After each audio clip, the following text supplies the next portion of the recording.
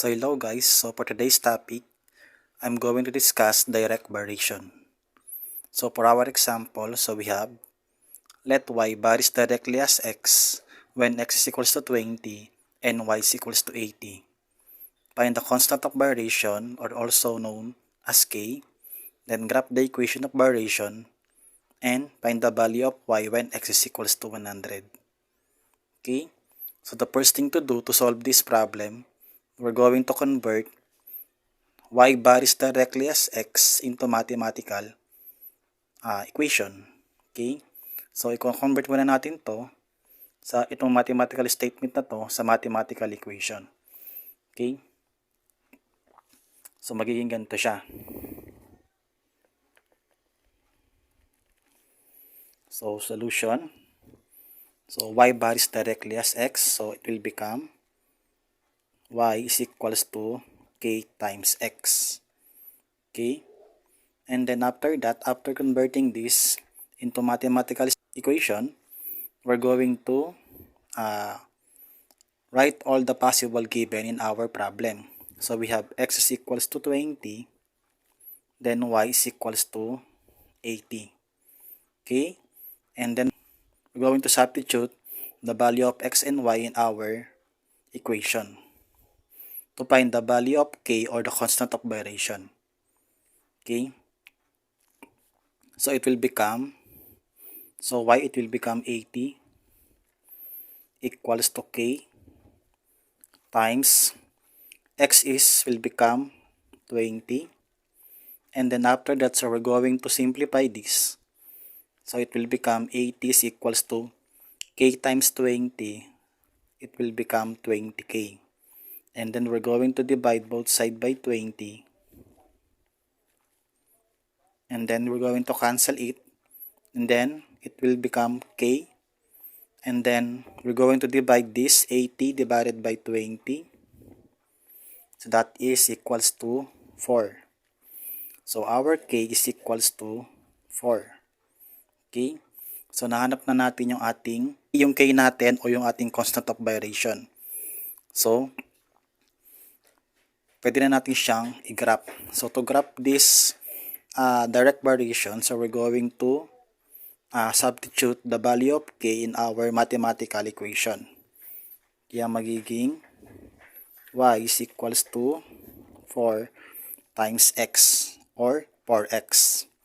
So this is our equation of variation. Okay? So ngayon, meron na tayong equation of variation. So we can graph this in our Cartesian plane. So kung mapapansin nyo, yung ating equation is a linear equation, no? So we can use the slope-intercept form, where is yung ating slope-intercept form, ganito yung kanyang itsura.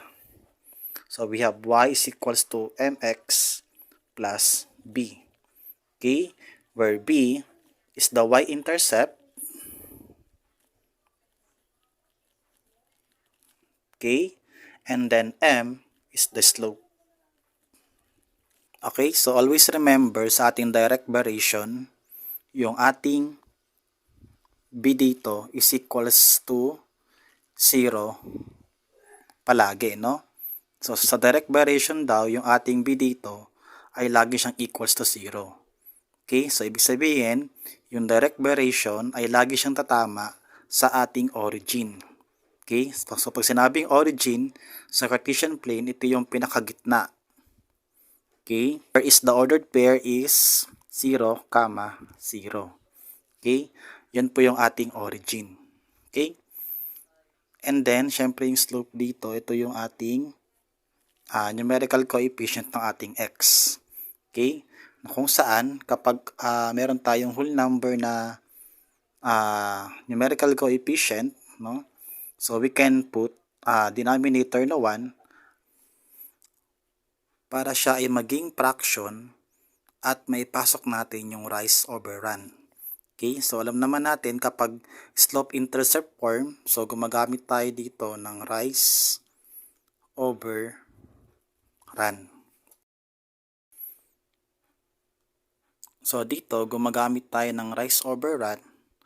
So we can say that yung ating equation of variation, pwede siyang maging ganito. Y is equals to 4 over 1 x plus 0. Okay? So pwede po siya maging ganito. So parehas lang po silang dalawa. Okay? Parehas lang po ito, tsaka ito. Okay? So kaya po siya ginawang ganito is para determine natin kung ilan ba yung rise tsaka yung run na gagawin natin sa ating Cartesian plane. Okay? So let's graph this equation in our Cartesian plane. So sabi dito meron tayong rise na 4. So ang ating y-intercept is 0, no? Itong 0 na to. Okay? So ibig sabihin, diyan tayo lagi magi-start sa origin. Okay? So ito yung origin, dito tayo magi-start. Then we're going to rise ng 4 moves. Okay, so since na ito ay positive, so we're going to move upward ng 4 na beses. Okay, so from here, from the origin, aangat tayo ng 4. So we have 1, 2, 3, and 4. Okay, and then magra-run tayo ng isang beses papunta sa right. Okay, kasi siya ay positive. Okay, kapag negative naman, left yung ating move. Okay, so since siya ay positive number, so we're going to move sa right ng isang beses. Okay, so from dito sa 4, then isang move pa right. So ibig sabihin yung point natin ay nandito. So we can connect this point dun sa ating origin para makabuo tayo ng ating line. Okay, so connect natin to.